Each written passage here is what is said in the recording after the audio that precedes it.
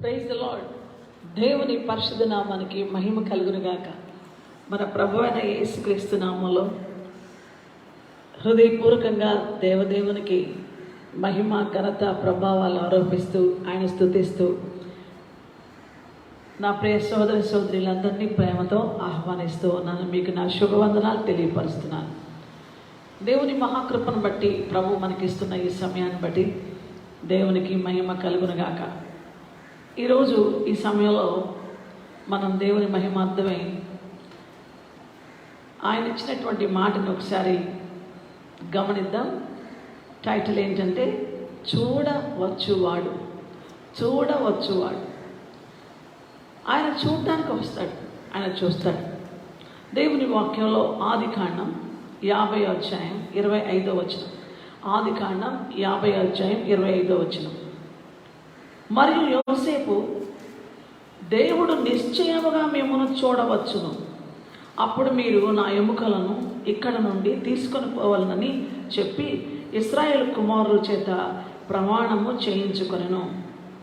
ఎంత గొప్ప మాట అంటున్నాడంటే, దేవుడు నిశ్చయముగా మిమ్మల్ని చూడవస్తాడు. అది గాడ్స్ క్యారెక్టర్.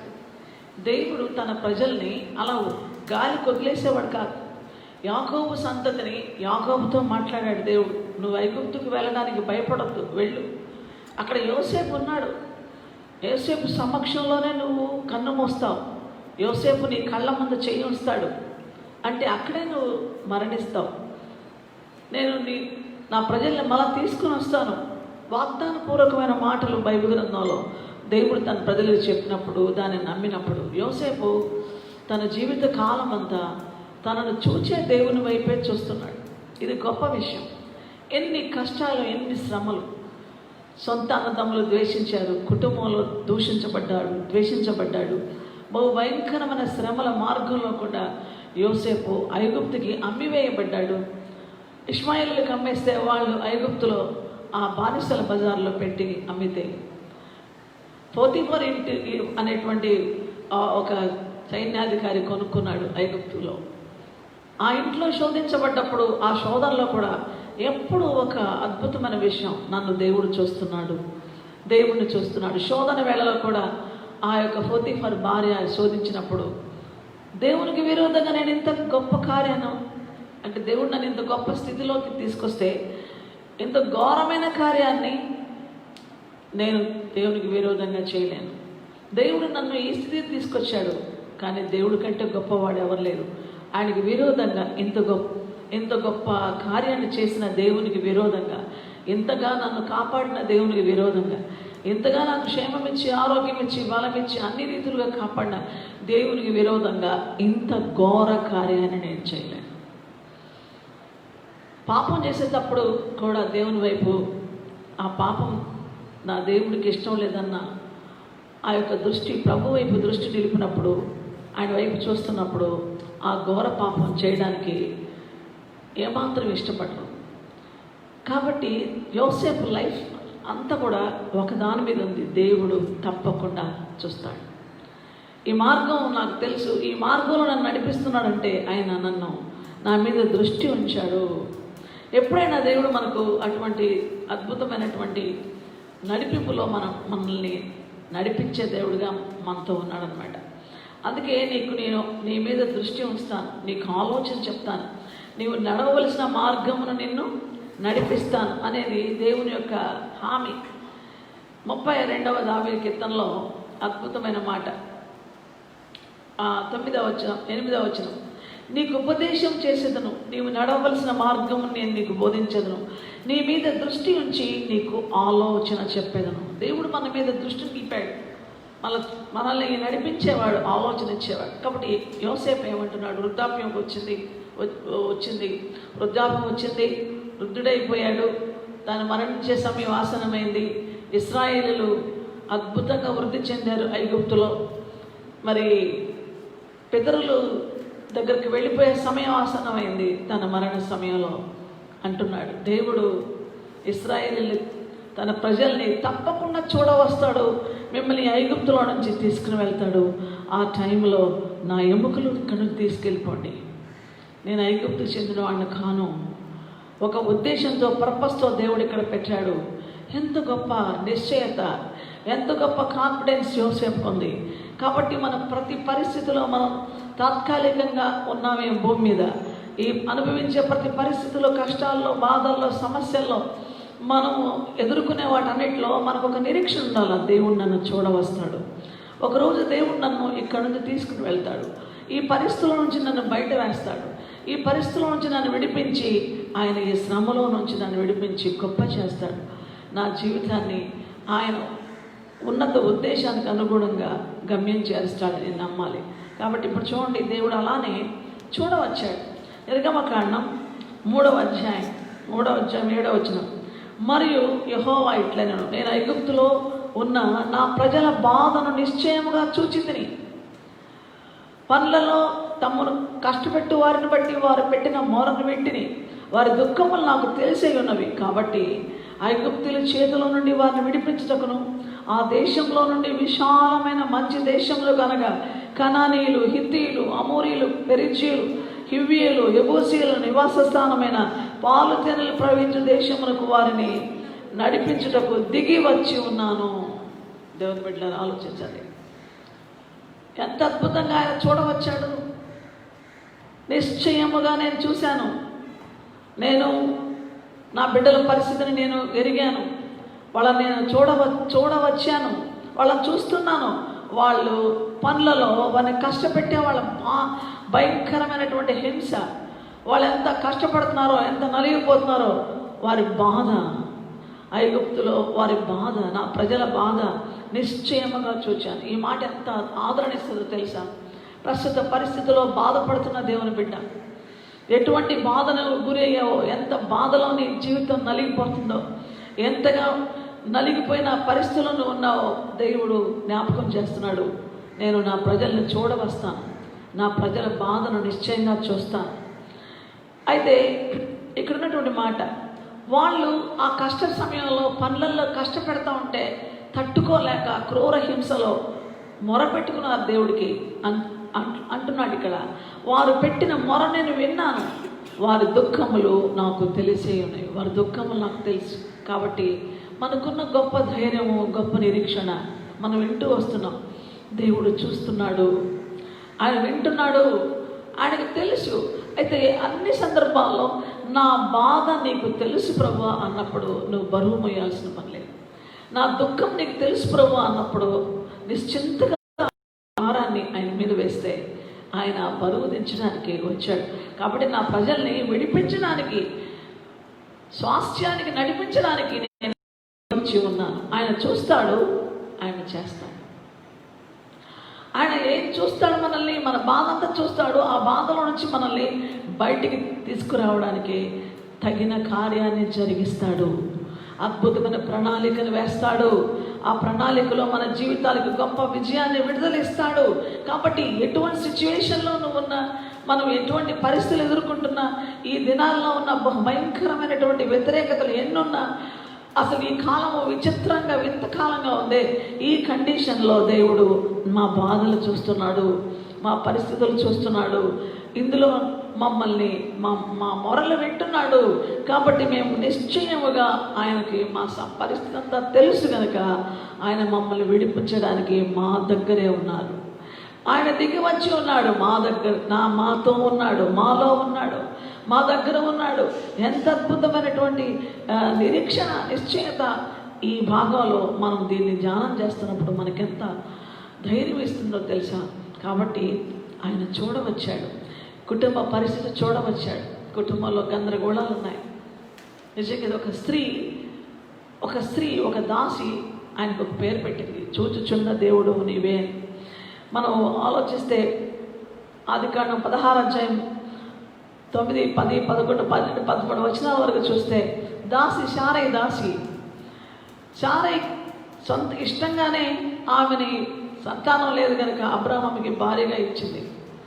కానీ భార్య అయిన తర్వాత శారా మీద చాలా అతిశయించింది ఆమె. హాగర్ యొక్క ఆ గర్వాన్ని చూసి, హాగర్లో ఉన్నటువంటి ఆ భయంకరత్వాన్ని చూసి వెంటనే శ్రమ పెట్టడం మొదలుపెట్టింది. ఎప్పుడైతే దాసిని బాగా శ్రమ పెట్టిందో అది పారిపోయింది, కానీ దేవుని దృష్టి ఆమె మీద ఉంది. ఇదిగో నీ పరిస్థితి నాకు తెలుసు, ఎక్కడి నుంచి వచ్చావు, ఎక్కడికి వెళ్తున్నావు అని ప్రశ్నించాడు. ఇదిగో నీ యొక్క యజమానురాలు చేతి కిందకి వెళ్ళి అక్కడికి వెళ్ళి ఆమె చేతి క్రింద అణిగి ఉండు.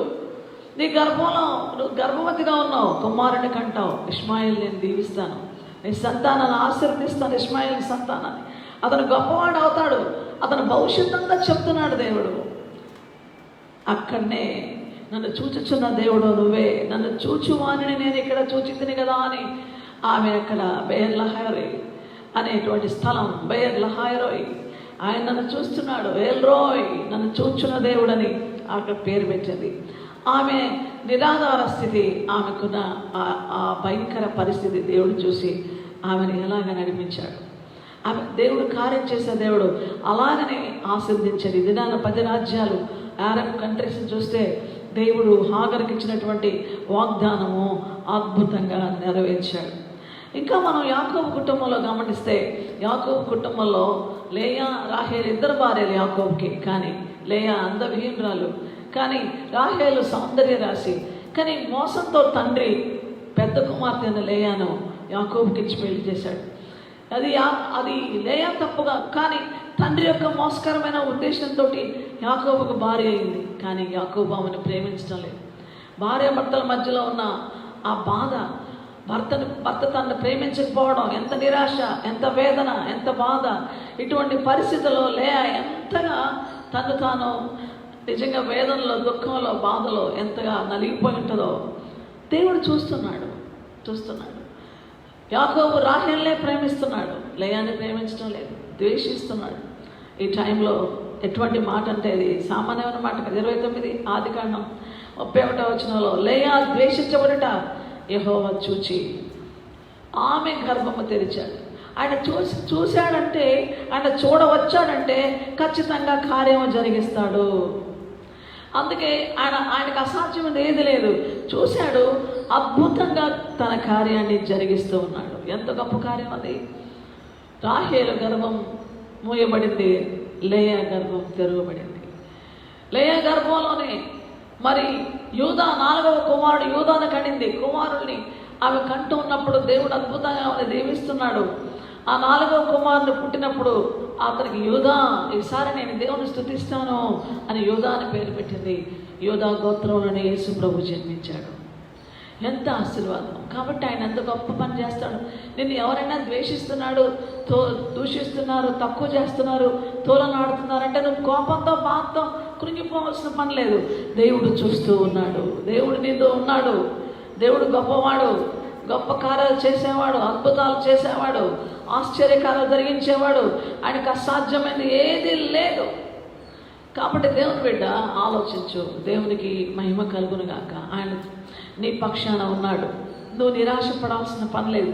కాబట్టి వ్యక్తుల జీవితాల్లో ఆయన వ్యక్తిగతంగా మన సమస్యలు తీర్చడానికి మనల్ని చూడవస్తాడు.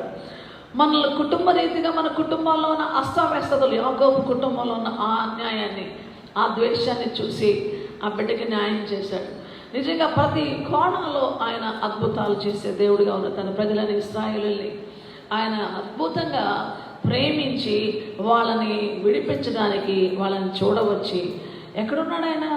మోషే హోరేబు పర్వతం దగ్గర ఉన్నప్పుడు మండుచున్న పొదలోకి దిగి వచ్చాడు.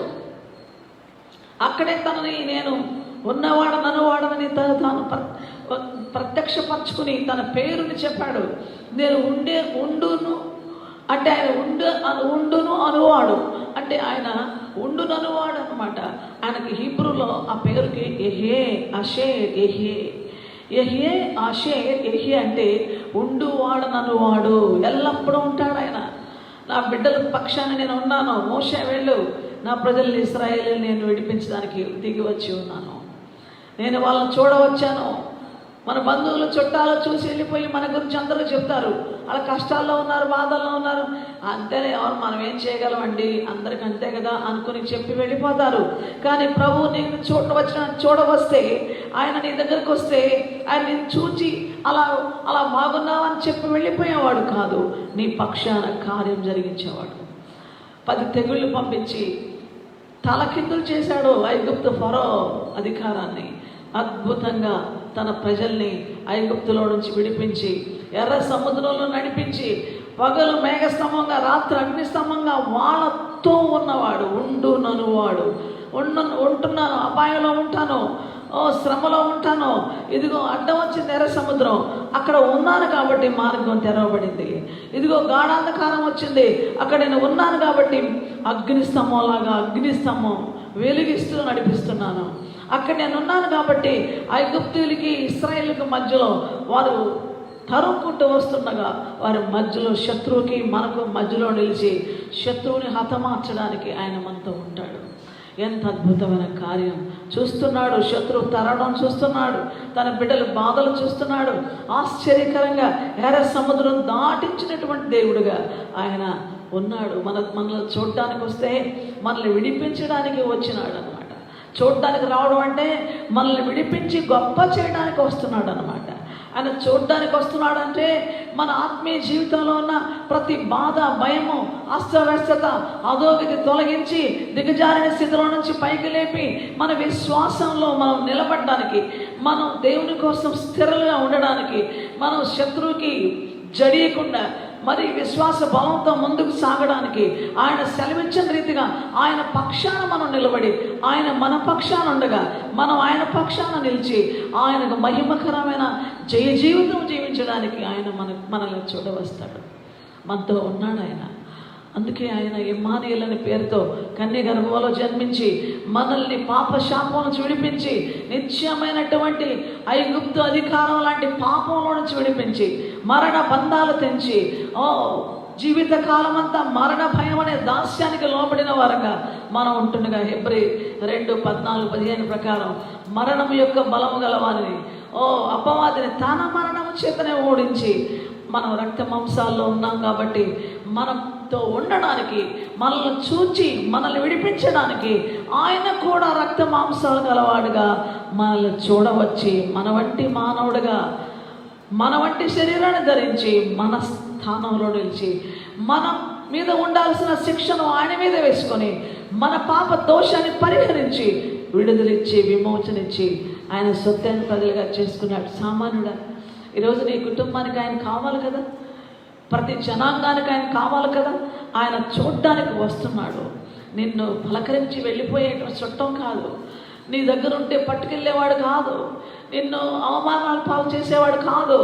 నీ కోసము కార్యము జరిగించడానికి వచ్చేవాడు, నిన్ను విడిపించేవాడు, నడిపించేవాడు, నీకు ఆలోచన చెప్పేవాడు. ఆ గొప్ప దేవుడు నిన్ను చూస్తున్నాడు. నీ దగ్గరికి రావడానికి ఆయన ఇష్టపడి వస్తున్నాడు. నీవు తలుపు తెరిస్తే నీ హృదయం తలుపు ఆయన నీలోకి వస్తాడు. అద్భుతమైన విషయం. చాలా కాలంగా బెతెస్దా కోనేటి దగ్గర యోహాను సువార్త 5వ అధ్యాయం 6వ వచనంలో ఒకడు 38 సంవత్సరాలుగా పడి ఉన్నాడు. కానీ వాడు ఏ వ్యాధో ఏ జబ్బో, దేవదూత నీళ్లు కదిలించినప్పుడు ఎవరైతే ముందుగా వెళతారో ఆ కోనేటిలోకి వాళ్ళు స్వస్థపరచబడతారు. తనకి ఎవరూ లేరు. దేవునిలో ఉన్న గొప్ప విషయం చెప్తున్నాను. ఈరోజు నిన్ను చూస్తున్నాడు ఆయన. అందరికీ అన్ని సహాయాలు ఉన్నాయి ప్రభువా, నాకు ఎవరు లేరని బాధపడుతున్నావా? అందరూ అన్ని రీతిలుగా వాళ్ళు వెళ్ళి చేయి అందుకుంటారు, కానీ ఈ బిడ్డకి ఎవరు లేరు అన్న సంగతి చూశాడు. అందుకే ఆయన చూడవచ్చాడు. చూడు, నువ్వు చాలా కాలంగా ఆ స్థితిలో వాడు పడి ఉన్నాడని ఎరిగి ఏ మాత్రం ఆశ లేకుండా నిరీక్షణ లేకుండా పడిపోయిన ఆ వ్యక్తిని ప్రభువు చూచి పైకి లేపాడే. దేవుని బిడ్డ, ఎంతకాలంగా అలాగా ఆగిపోయాం? ఎంతకాలంగా నీ జీవితంలో ఏ సహాయమో ఏ ఆధారమో, నిరాధార స్థితి, నిస్సహాయ స్థితి, నిర్జీవ స్థితి, ఏ మాత్రం ప్రయోజనం లేని స్థితి, అంతకంతకు దిగజారిపోయే స్థితి. ఆశలు అంతరించిపోయాయి, ఆశలే లేవు. కానీ ఒకటి, దేవుని ప్రేమ ఎంత గొప్పదో తెలుసా? విలాప వాక్యాలు 3వ అధ్యాయంలో నాకు ఆశ పుట్టుచున్నది, నువ్వెంతైనా నమ్మదగిన వాడు, అనుదినము నూతనముగా ఆయనకు మన ఎడల వాత్సల్యత పుట్టుచున్నది. ప్రతిరోజు ఒక నూతనంగా తల్లి బిడ్డను చూసి ఎంత ఆనందిస్తుందో, పసిబిడ్డను చూసి. పెద్దవాళ్ళే కావాలి, పిల్లలు వెళ్ళిపోతారు, వాళ్ళు ఎప్పటికి వస్తారో తెలియదు. కానీ దేవుని ప్రేమ ఎలాంటిదంటే తల్లి ప్రేమ కంటే తండ్రి ప్రేమ కంటే గొప్పది. నా బిడ్డ వైపు చూస్తూనే, ఆ కుమారుడి వైపు చూస్తూనే, నా బిడ్డ ఎప్పుడు వస్తాడు? చిన్న కుమారుడు తండ్రిని ఎంతగా బెదిరించాడు, నా ఆస్తి నాకు ఇచ్చాయి, నీవు నాకు అక్కర్లేదు, నీతో నేను ఉండాల్సిన పని లేదు. లోకాసువార్త 15వ అధ్యాయంలో చిన్న కుమారుడు తండ్రిని ఎదిరించి వెళ్ళిపోయాడు. కానీ తండ్రి చూస్తూనే ఉన్నాడు. ఎదురు చూస్తున్న తండ్రి ఎదురు చూస్తూ ఉన్నాడు. ఒకరోజు బిచ్చగాడి లాంటి భయంకర ఆకారంలో కంపు కొట్టుకుంటూ దూరాన ఒకడున్నాడు. వాడిని చూస్తున్నాడు, గుర్తుపట్టాడు, వీడు నా కొడుకే. కానీ ఏం చూసి ఆ కొడుకుని చేర్చుకోవాలి? ఆ కొడుకులో ఉన్న పశ్చాత్తాపాన్ని, తిరిగి వస్తున్న కొడుకుని చూసి తట్టుకోలేక పరుగులెత్తుకుంటా వెళ్ళి కౌగిలించుకొని హత్తుకొని ముద్దు పెట్టుకుని తీసుకొచ్చాడు. ఈరోజు ఆయన నిన్ను చూస్తున్నాడు. ఎంత విరోధంగా బతుకుతున్నావో, ఎంత తిరుగుబాటు చేస్తున్నావో, ఎంతగా నీ ఇష్టానుసారంగా ఉంటున్నావో, ఎంతగా దారి తప్పిపోతున్నావో, ఎంతగా దేవుని ప్రేమను వదిలిపెట్టావో, ఎంతగా దూరం అయిపోయావో. కానీ ఈ టైంలో అసలు పందుల పొట్టు దగ్గర వాడికి బుద్ధి వచ్చింది. అన్ని కష్టాలు వచ్చాయి. ఈ కరోనాలో ఇంకా ప్రాణమే పోద్ది, నా ఇష్టానుసారంగా తిరిగానంటే నా శవమే మిగులుద్దని ఇప్పుడైనాను భయపడి, ఈ భయంకరమైన తెగులు వచ్చింది, నా ఇష్టానుసారంగా విర్రవిగి నా ఇష్టం వచ్చిన ఘోరమైన అపవిత్రమైన వ్యర్థమైనటువంటి నీచమైన కార్యాలు చేశాను. ఇకనైనా నేను బుద్ధి తెచ్చుకొని నా దేవుని వద్దకు వెళతాను. దేవుడు తప్ప నాకు దిక్కులేరు. చుట్టుపక్కల భయంకర పరిస్థితి, నాకు దిక్కెవరు? అయ్యో నా శవం కూడా దిక్కులేని స్థితిలో పారమేస్తారేమో అని భయపడుతూ బాధపడుతూ ఉండే కంటే నువ్వు తిరిగి ఆయన వద్దకు వస్తే. తండ్రి పరుగులెత్తుకుంటూ స్వీకరించాడు. ఆ మురికి వస్త్రాలు తీసేశాడు, ప్రశస్త వస్త్రాలు ధరింపజేశాడు, చెప్పులు తొడిగించాడు, ఘనతిచ్చాడు. అద్భుతమైనటువంటి తన పనిలో తన యొక్క ప్రణాళికలో చేర్చుకున్నాడు. ఉంగరం పెట్టాడు, అధికారం ఇచ్చాడు, భోజనం పెట్టాడు, తల మీద నూనె పోసాడు, చక్కగా అభిషేకించాడు. ఆ బిడ్డకి ఎంత ఘనతిచ్చి టేబుల్ దగ్గర కూర్చోబెట్టి విందు తండ్రితో సహాసం ఇచ్చాడు. తండ్రికి ఉన్న ప్రతిదానిలో పాలిభాగస్తుడుగా మరలా తిరిగి తన కుమారునికి గొప్ప స్థానాన్ని ఇచ్చి నడిపించాడు. ఇది దేవుని ప్రేమ. చూస్తున్నాడు నిన్ను. ఒకరోజు నీ జీవితాన్ని ఆయన తట్టి నిన్ను చూడడానికి వచ్చి నిన్ను విడిపిస్తాడని అనుకుంటున్నావేమో. ఆ సమయం ఇదే. వాక్యం ద్వారా నీ దగ్గరకు వస్తున్నాడు ఆయన.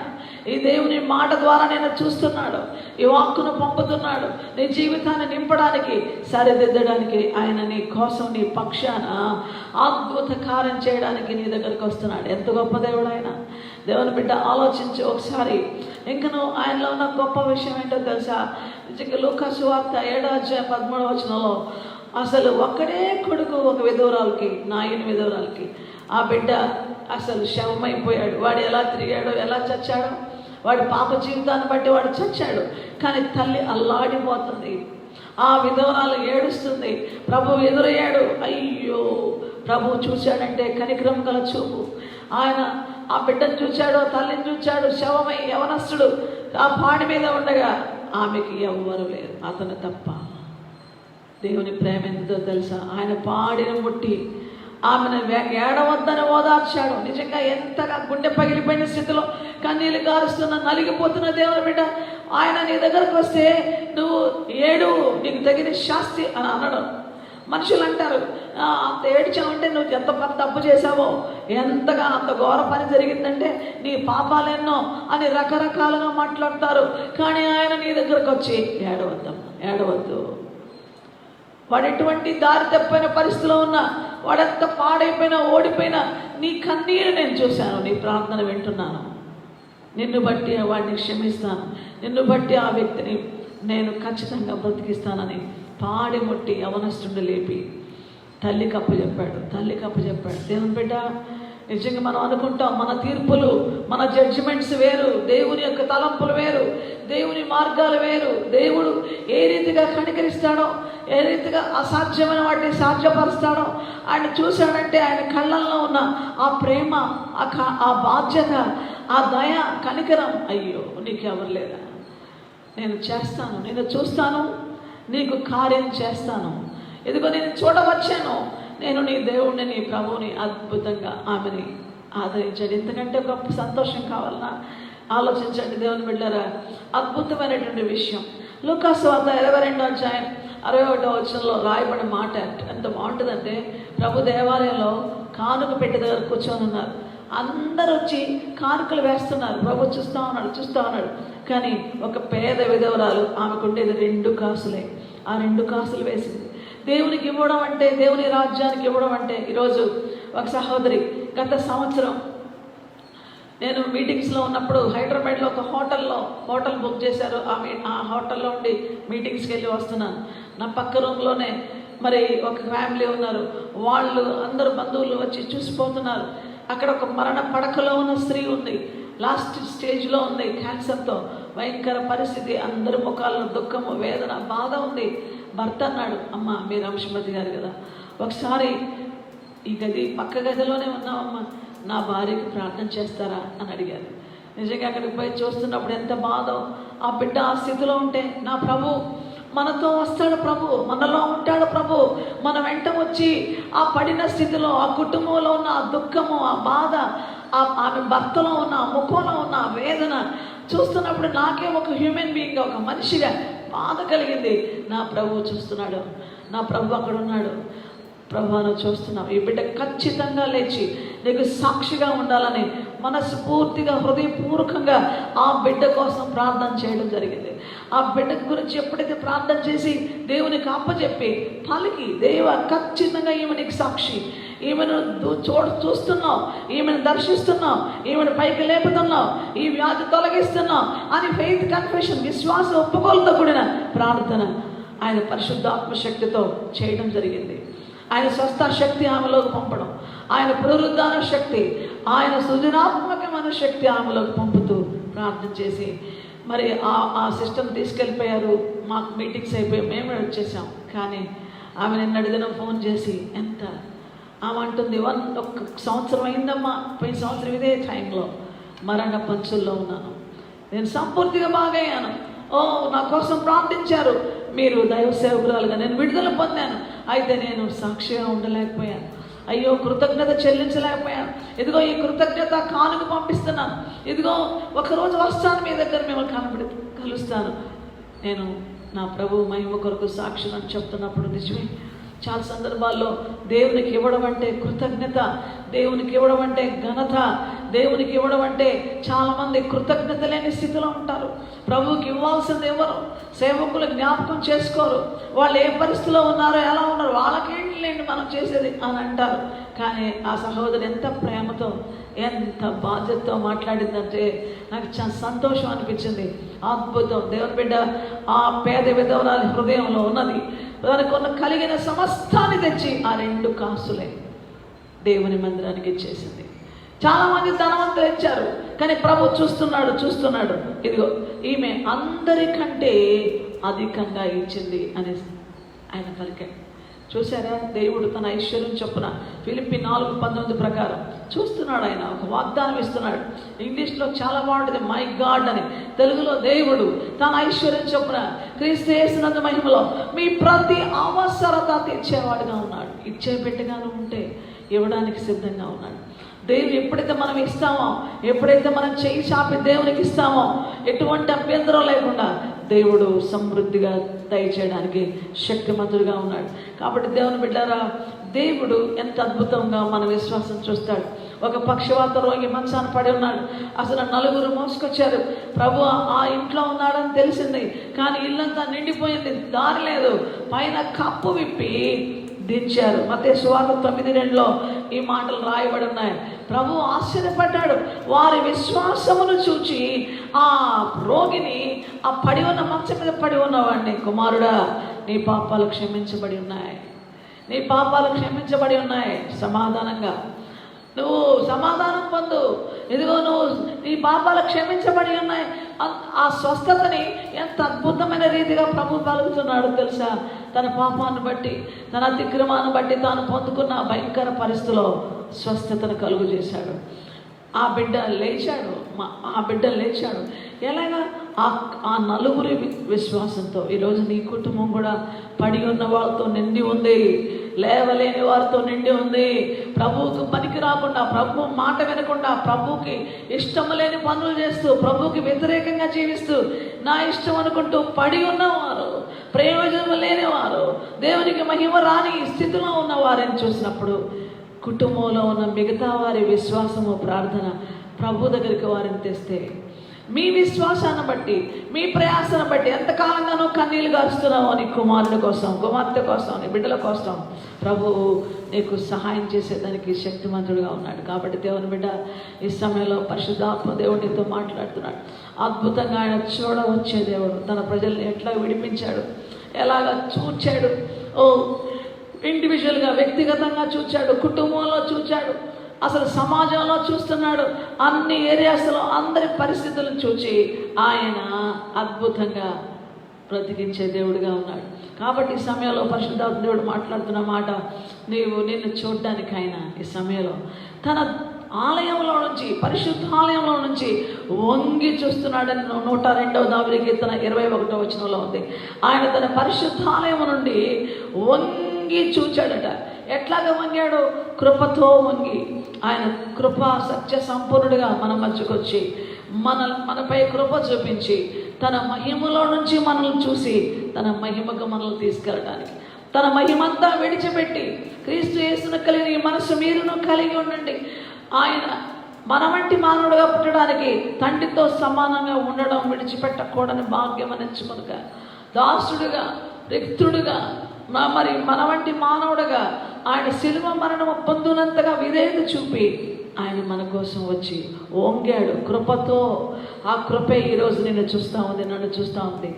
ఆ కృపతో శిలువలో బలయ్యాడు, రక్తం చిందించాడు, మన పాప శిక్ష తన మీద వేసుకుని తన అమూల్యమైన నిర్దోష రక్తంతో మనల్ని విమోచించి మనల్ని క్షమించి మనకి పాప క్షమాపణ కలుగు చేసి నిత్య మోక్ష రాజ్యానికి వారసులుగా చేశాడు. ఆయనే మార్గం, సత్యం, జీవమై ఉన్న దేవుడుగా మనకున్నాడు. ఇటువంటి అద్భుతమైనటువంటి దేవుడు ఈరోజు నేను చూస్తున్నాను. నీ దగ్గరకు వచ్చాడు ఆయన. ఎలా వచ్చాడు అంటున్నారు? ఎలా వచ్చాడండి అని అంటారా? ఇదిగో వాక్యము. ఆయన తన వాక్ ద్వారా చూస్తాడు.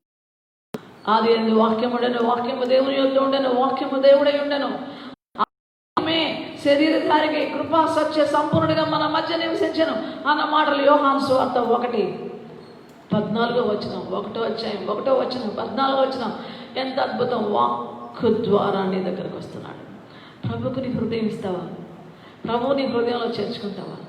ప్రభువా, నా దుఃఖాలు నీకు తెలుసు, నా భారాలు నీకు తెలుసు, నా బాధలు నీకు తెలుసు.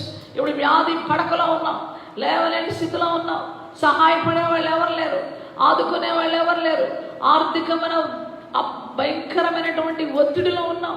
అసలు నీకు దేవుని వాక్యానికి పరిచయం లేదు, వాక్యం అంటే నీకు పెద్దగా నచ్చదు, ఇష్టపడవు. కానీ వాక్యంలోనే ఉంది. ఆయన వాళ్ళని చూశాడు, ఆయన దగ్గరికి వచ్చాడు, స్వస్థ పడగోర్చున్నామని అన్నాడు. ఆయన పొందిన గాయముల వల్ల స్వస్థత అన్న వాగ్దానము యెషయా 53:5లో ఉంది. ఆయన అద్భుతంగా తను పొందిన దెబ్బల వల్ల స్వస్థత. ఆయన మన వ్యాధులన్నీ మోసిన వాడిగా ఉన్నాడు. సిలువలో మన పాపదోషం తొలగించాడు, మన రోగములు భరించాడు, స్వస్థత కలిగిస్తున్నాడు. ఈ క్షణమంది తన వాక్కును పంపి నిన్ను బాగు చేయడానికి, నజరేయుడైన యేసు ప్రభువు నామమున నీకు స్వస్థత, నువ్వు లేచినాడు అని చెప్పడానికి మన మధ్యకు వచ్చి ఉన్నాడు. నీ దగ్గరకు వచ్చి ఉన్నాడు, నీ ప్రక్కనే ఉన్నాడు. వాక్యము ఎక్కడికైతే వస్తుందో అక్కడ ఆయన ఉన్నాడు. ఆయన నీతో మాట్లాడుతున్నాడు. నీ ఆర్థిక ఒత్తిడిలో, రుణగ్రస్తమైన స్థితిలో నలిగిపోయి ఉన్నావా? చాలా వేదనలో ఉన్నావా? ఫిలిప్పీ 4:19 ప్రకారం నా దేవుడు పేదవాడు కాదు, దరిద్రుడు కాదు, నా దేవుడు తన ఐశ్వర్యము చొప్పున క్రీస్తు యేసునందు మహిమలో నా ప్రతి అవసరత తీరుస్తాడు. అద్భుతాలు చేసే దేవుడు నీ అవసరత తీరుస్తాడు. అధైర్యపడద్దు, కృంగిపోవద్దు. ఆయన నీ దగ్గర నేను చూస్తూ ఉన్నాడు. కాబట్టి ఏ పరిస్థితిలో ఉన్నావో, ఏమని స్థితిలో ఉన్నావో, ఎంతగా దిగజారిపోయినావో, ఎవరు లేరనుకుంటున్నావో, చాలా వేదనలో, వ్యాధిలో, ఇక నేను చనిపోతాను భయపడిపోతున్నావేమో, ఆయన తన వాక్కును పంపి బాగు చేస్తాడు. అద్భుతాలు చేసే దేవుడుగా ఉన్నాడు. నజరేయుడైన యేసు ప్రభు నామములో నాకు స్వస్థత అని పలుకు. నువ్వు నీ నోటి గుండా పలికే విశ్వాస వాక్కుతో నీకు విడుదలిస్తాడు. కాబట్టి ఆయన మనల్ని చూస్తున్నవాడు, చూడవచ్చినవాడు, మనకు సమస్తం చేసేవాడు.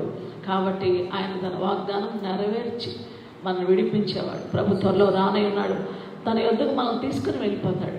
కాబట్టి ఈ సమయంలో ఆ ప్రభు నీ దగ్గరే ఉన్నాడు. ఒకవేళ ఇంతవరకు నువ్వు ప్రభుని అంగీకరించకపోతే ఇప్పుడే యేసు ప్రభుని హృదయంలోకి స్వీకరించు. రమ్మని పిలువు. నేను చూస్తున్నాడు ఆయన నీ హృదయం తలుపు తడుతున్నాడు. తెరువు. యేసు నా ప్రభు అని ఒప్పుకో. యేసు నా కోసం సెల్లు రక్తం కార్చి ప్రాణం పెట్టి చనిపోయి తిరిగి లేచాడని నమ్ము. నువ్వు రక్షించబడతావు. ఇదిగో విశ్వాసిగా ఉంటూ నన్ను ఎవరు చూస్తున్నారంటే ఇష్టూరాలతో, సందేహాలతో, సంశయాలతో అటు ఇటుగా ఉన్నవా, నీ విశ్వాసానికి కర్త అయిన యేసు వైపు చూడు. ఆయన నిన్ను చూస్తున్నాడు, నిన్ను విడిపించి గొప్ప చేస్తాడు. ఈ లోకంలో నీకు సజీవ సాక్షిగా నిలబెడతాడు. స్తంభించిపోయిన నీ పరిస్థితిని కదిలించి అంతకంతగా వర్ధలు చేసి అద్భుత విజయాలతో హెచ్చిస్తాడు. కాబట్టి ప్రభు వాక్కు నీ దగ్గరకు వస్తుంది, నిన్ను విడిపించి గొప్ప చేస్తానని ప్రభు చేస్తున్నాడు. శ్రమ వచ్చిందని బాధపడద్దు, వాక్య వాగ్దానాలు ఆశ్రయించు, ప్రభు వైపు నీ హృదయం త్రిప్పు. కాబట్టి ఈ రీతిగా ప్రభు చూడవచ్చి తన ప్రజలు నడిపించాడు అద్భుత మార్గంలో. ఈరోజు నీ కుటుంబాన్ని, నిన్ను, నీ బిడ్డలను చూడవచ్చాడు. అద్భుతంగా ఇశ్రాయేలు నడిపించిన దేవుడు నిన్ను నడిపిస్తాడు, గొప్ప చేస్తాడు. ఇంత గొప్ప సత్యాన్ని అర్థం చేసుకో. నీకు అద్భుతమైన ఆశీర్వాదం ప్రభు ఇవ్వడానికి సిద్ధంగా ఉన్నాడు కనుక ఆయన ఆహ్వానించు. ప్రభు ఈ మాటలు దీవించును గాక. ప్రభువా, ఈ మాటల్ని యేసు ప్రభు వారి నిబంధన రక్తంలో ముద్రిస్తున్నాను. ప్రభువా, నువ్వు చూడవచ్చావు, నువ్వు చూస్తావు, చేస్తావు, నీకు అసాధ్యమైన ఏది లేదు. ప్రభువా, నీ బిడ్డలు చూచుచున్న నీ వైపు చూసి నువ్వు చెప్పిన మాట ప్రకారం జీవించి అద్భుత విజయాలు పొందుకునే కృప దయచేయి, విడుదల ఓ ప్రభా దయచేయి. ప్రభా, పాప క్షమాపణ కలుగు చేయి, రక్షణ భాగ్యం దయచేయి, నిరాకడ సిద్ధపరచు. మీ నామాన్ని మహిమ తెచ్చుకో. మీకే నీ బిడ్డలు అప్పగిస్తూ నీకు మహిమ తెచ్చే సాధనాలుగా చేయమని వేడుకుంటూ యేసు ప్రభు వారి పవిత్ర నామములో అద్భుత స్వస్థత వారికి కలుగు చేసి విడిపించమని వేడుకుంటూ యేసయ్య పరిశుద్ధ నామమున స్తుతించి ప్రార్థిస్తున్నాను తండ్రి, ఆమేన్. ప్రభు ఈ మాటలు దీవించుగాక. ప్రభు నామములో మీ అందరికీ నా శుభములు. God bless you.